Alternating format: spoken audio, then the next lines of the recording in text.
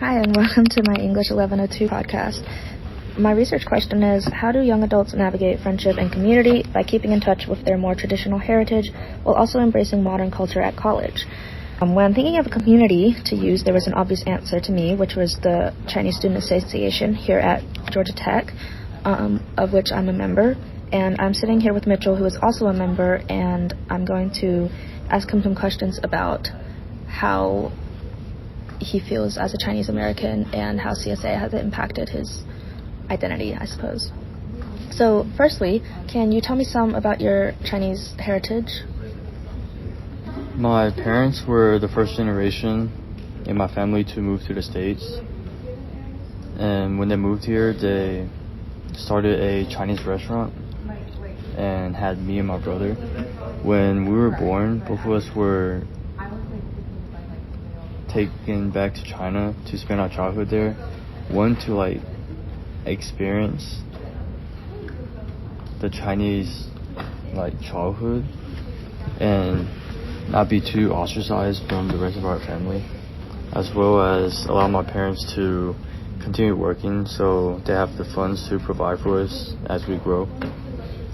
And back then, most of my family were still in China, so that's who we lived with.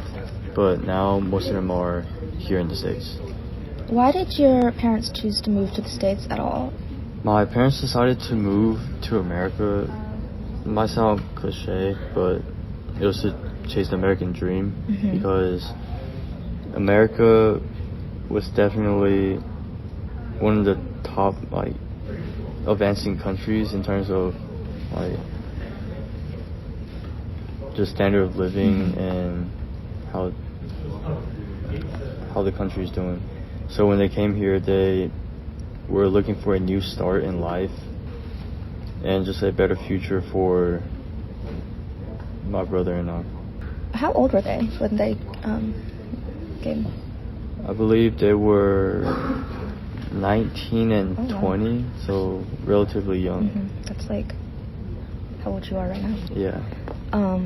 So in the same article, it says that Chinese immigrants are less likely to be proficient in English or speak English at home than the overall U.S. foreign-born population. What language do you speak at home? I usually speak Chinese with my parents because that's really all they speak. English is spoken sometimes because they do have to communicate with customers. As for my brother and my cousin, we usually speak English because we didn't really go to Chinese school or were taught Chinese in a systematic way, so English is definitely more comfortable for us. On that note, how Americanized would you consider yourself? Compared to my parents, I would consider myself very Americanized. Even though my outward appearance may be Chinese, on the inside I'm more American than Chinese.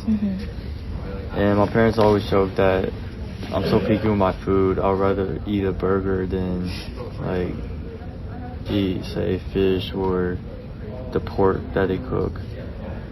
And so actually, let me jump in there, because this is a good segue into the short story Fish Cheeks, which is by Amy Tan. It's a story from her childhood, of herself being embarrassed of her family's dinner plans because they were inviting her crush's family over, and she felt embarrassed, but then she realized that this is her culture and she should be proud of it. And I was wondering if you ever had an experience like that. I definitely think that the protagonist may be a little immature in some ways because for one, it's her culture and she should be proud of it. And then I like to think that as long as you're not embarrassed, then there'll be other people that will be uncomfortable. So as long as you take pride in your own culture, no matter the difference there is with other people's culture, there's still intrinsically nothing wrong with that. My parents used to bring food to school for me because they thought I wasn't accustomed to eating American food. And I was definitely given a couple weird looks because the food's just different. And when people see stuff that are different, they either get curious or they just get scared and lash out. Mm-hmm. But we mainly serve Americanized Chinese food, Mm-hmm. which is usually where the business is, because there's not much Chinese people down in Macon. So the reaction wasn't too big. Mm-hmm. Let's switch to CSA now. What made you want to join CSA, and do you connect to like home more through it?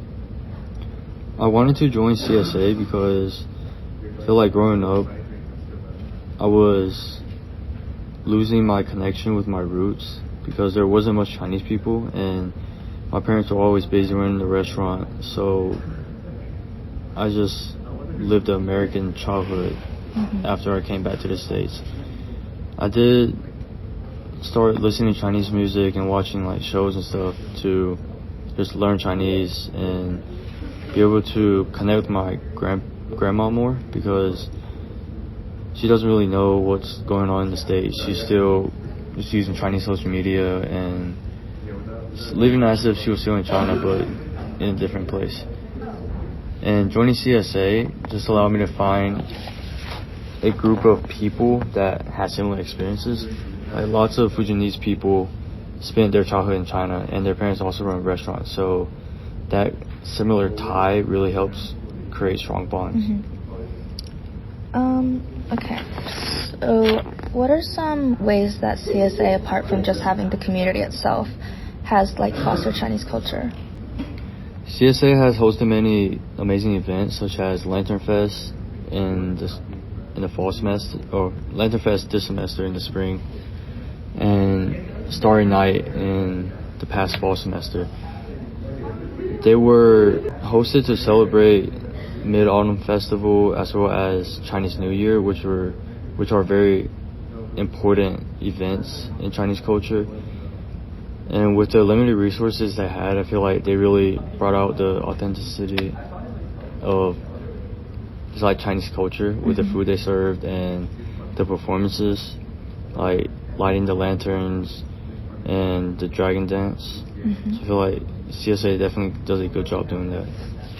So you're doing study abroad this summer in China, and I was wondering how you found out about that, what you expect it to be like, if you feel like you're gonna... I found out about study abroad in China, GT's China Summer Program, through CSA from one of my friends who's the current president of CSA. He was telling me how the program really helps students who haven't had the chance to experience China really connect with the tradition and culture there and explore a completely different side of the world while still getting their education. And I feel like the experience will be really eye-opening because the last time I went was over a decade ago, and I expect many things to have changed, such as like the technology where everything is basically virtual now. They don't really accept cash payments. And for the people there, I wouldn't expect the people to have changed much. I feel like they're still going to be very nice and welcoming. And me personally, I might feel a little bit out of place because my Chinese isn't very fluent, and though on the outside I look like a Chinese person, I may feel foreign even to Chinese people in China. Okay, thank you so much for your responses on CSA and its effects on your social life here at Georgia Tech as well as on your personal life at home. In conclusion, this conversation with Mitchell has definitely showcased an important perspective of Chinese Americans that I think many can relate to, by which I mean feeling this sort of imposter syndrome of being too American to be Chinese. To answer my original research question, based on his responses, I would say that CSA is an effective conduit for staying connected to one's roots. Not only does CSA provide a community of students with similar backgrounds and experiences, it also goes further and nurtures their culture. No AI was used in the creation of this project. Thank you for listening.